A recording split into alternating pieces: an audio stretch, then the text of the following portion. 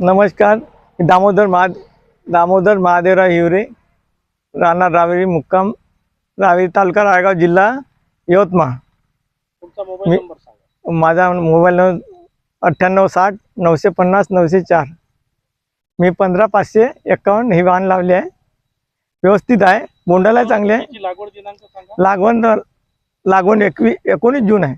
19 जून 2025. हो, 19 जून 2025 ला लागवड केली. किती पाकिट लावले? 2 पाकिट लावले आहे आणि ते 3.5 बाय 2 वर लावले आहे. किती उगवण क्षमता किती? उगवण क्षमता 80-85% वर आहे.